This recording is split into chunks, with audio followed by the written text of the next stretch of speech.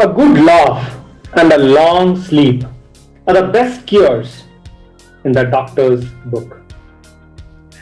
Hello, this is Aravind, and in the next 10 to 15 minutes, I'll be sharing with you my thoughts about sleep. I need to give this disclaimer, I'm not from a medical field, and most of what I'm going to share with you is my own experience and probably from articles that I have read when I tried to learn more about this subject, the subject of sleep. Sleep, from the days I can remember, was the best thing I love to do, especially when someone tries to wake me up or when it's time to wake up. You just have that feeling of goodness. I can sleep for 5 more minutes. I used to sleep till the last minute I could. And in my childhood, it was until I heard my father call me in that special tone, after which he would turn violent. You know what I'm talking about, right? So, anyone here who feels the same? Yeah? Right. Okay, so we are in the same boat. Good. So, that's when I heard sleep 1 hour less every day and you get half a month every year free. This is a statement made by one of our school teachers.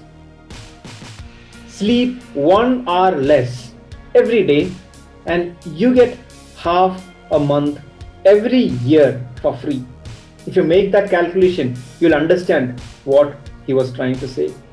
It made a lot of sense to me at that time. Why would you spend so much of time just sleeping? It's such a waste of time, completely unproductive. You could not read, you could not write, as if those were things that I wanted to do, but you could not draw, you could not eat, you could not even play your favorite game. But that was an age when advices were received, but no action would ever be taken. All advices were a feel-good statement. So I did not do anything until I started my job. The initial years of job made me stay awake more than what I wanted to. I was working on something that I had not graduated on, so I had to put a lot of effort to catch up with others and to excel in my profession. So sleeping at 2 a.m. or 3 a.m. was quite normal every day. Have you ever tried reducing your sleep for an extended period of time? What did you feel? Were you energetic? Were you feeling that you were able to do more things in life? What were your feelings? Yeah, you felt weak. Yeah, a zombie, true. Yes, you felt terrible. And as you said, I was feeling as a zombie the whole of the next day. I could not do anything at all. Slowly, I started realizing that reducing the sleep was not such a good idea. Now, last day I heard this real incident from a friend of mine. He was talking about a person who wakes up at around 4 o'clock in the morning, 4 a.m. every day, goes for a jog for an hour, maybe 10 kilometers every day, and then he goes to the gym to work out for maybe a couple of hours from then. He then made sure he ate a lot of vegetables, fruits, and all kinds of healthy food. He never ate anything too oily. He had a big no to any type of junk food every day. He was religiously doing it. Now, he celebrated his 39th birthday a couple of years ago. Can you picturize him, a person who every day wakes up at 4 o'clock, does a lot of workout, goes for a jogging, doesn't eat anything bad, how would you visualize him? A muscular person, a very fit person with a broad smile? Yes, he has that same broad smile, but with a border. He is resting in peace now. Yes, he died due to a heart attack at the very young age of 39.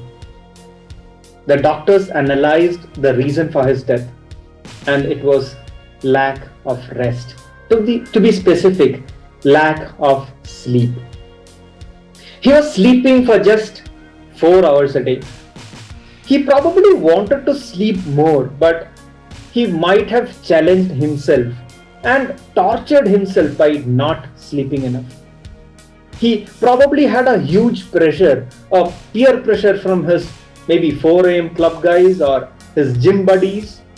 Maybe he got tempted by the half a month free every year offer. I'm not saying the 4 a.m. club or the 5 a.m. club is bad or going to the gym is bad. All of them are proven to be very, very good for a good health. But all of these things mandate that you sleep well. You cannot remove sleep from your life and go with these techniques. It's taking up a lot of tasks and ignoring your need for sleep the problem. All the studies done prove without an element of doubt that good sleep is important to you as good food. Lack of sleep would lead you to problems like obesity, high blood pressure, a list of cardiovascular diseases, stroke, weak immunity, diabetes, a series of mental disorders like the cognitive ones, the loss of memory, bipolar disorders. The list is endless. Studies say that sleeplessness rates are on the increase today. Thanks to the countless time wasters we have: TV, computer games, unwanted emails, internet browsing, social media, mobile applications, and now working from home where you don't have a clear border between when you are working and when you are really at home. Now, if you see this list, most of the items I have mentioned were invented less than maybe 2 or 3 decades ago. This points to why the sleeplessness is on the increase. These addictions, as I would call them, not only delay and reduce the quantity of the sleep, but even reduces the quality of sleep. And what I mean by quality of sleep is the quantity and the quality of your deep sleep. As you know, there are 2 stages of sleep: the REM sleep and the NREM sleep.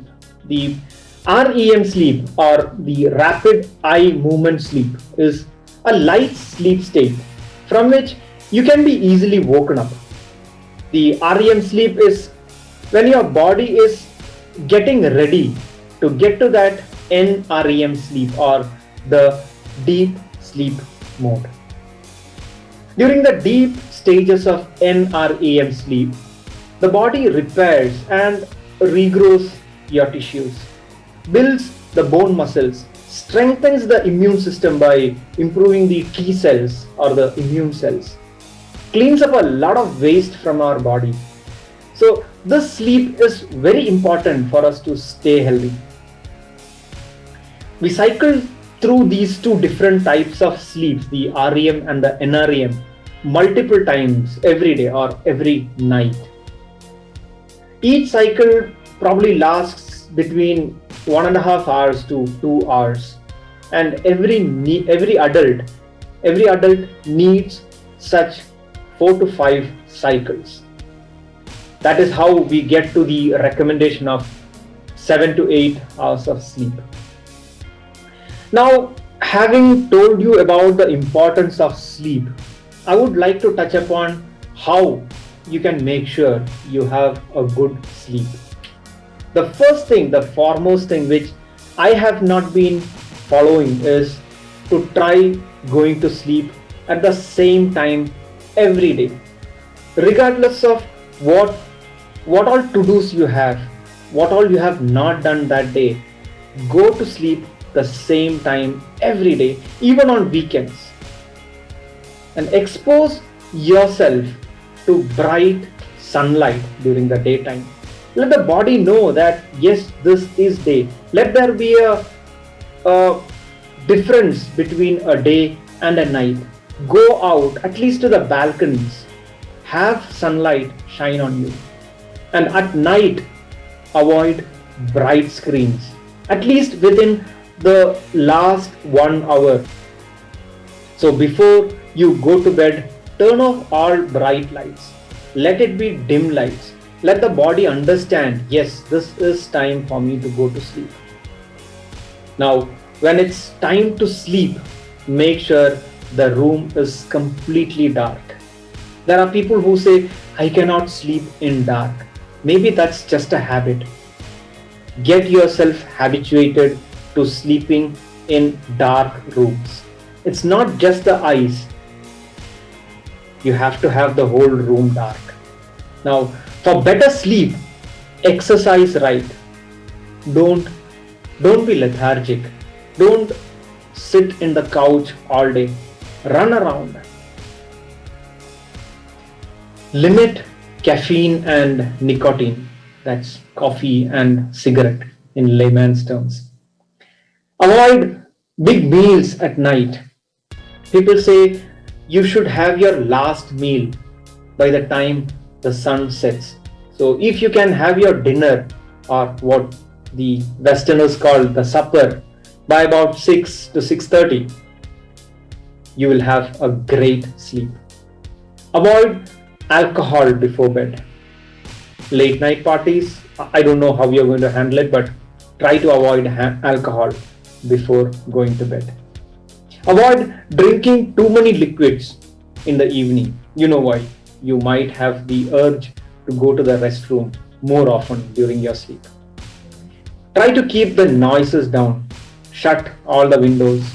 There might be disturbing noises coming from outside. Try to keep it down. Now, keep your room cool, because during sleep, the body wants to have the temperature lowered. It doesn't have to waste energy by heating your body up. So try to keep your room as cool as possible. Now, I know it's a big list. It's not easy for you to remember. So for recollection, this is one rule that I felt it's very good. It's called the 10:3:2:1. The 10:3:2:1. Now, the 10 says no caffeine 10 hours prior to your sleep. You don't drink coffee or puff a cigarette 10 hours prior to your sleep. So if you're going to sleep at around 10 p.m., no caffeine afternoons. No hard work 3 hours prior to your sleep. You shouldn't be going for a jog just before hitting your bed. I have seen people who are taking up a jogging around the apartment after dinner. I don't know whether it's good, but research says it's better you kind of wind off during those hours. No emails 2 hours before, because what you read, what you respond to makes your mind think about what you have been reading or what you have been writing, and you might have an urge to see whether there is a response to what you have told from the other person. So no emails 2 hours before your sleep, and no electronic gadgets 1 hour before your sleep. That's because there is a blue ray that comes from almost all the electronic gadgets, which tell your eyes, tell your brain that, hey, this is sunlight. It doesn't understand, or it doesn't distinguish between sunlight and the rays coming from your screen. So once again, the rule is 10:3:2:1. No caffeine 10 hours prior, no hard work 3 hours prior, no emails 2 hours prior, and no electronic gadgets 1 hour before your sleep. Now that you appreciate the importance and the benefits of this wonderful part of your life, which is sleep, I would urge you to take some actions to make sure you treat this as the most important health supplement in your life. I have seen and I have done it myself of buying a lot of health supplements to make sure that you are at the best health in your life. But probably this is one thing that all of us have been ignoring. So take care of that. As the wise men say, a good laugh and a long sleep are the best cures in the doctor's book. Thank you. Sleep well.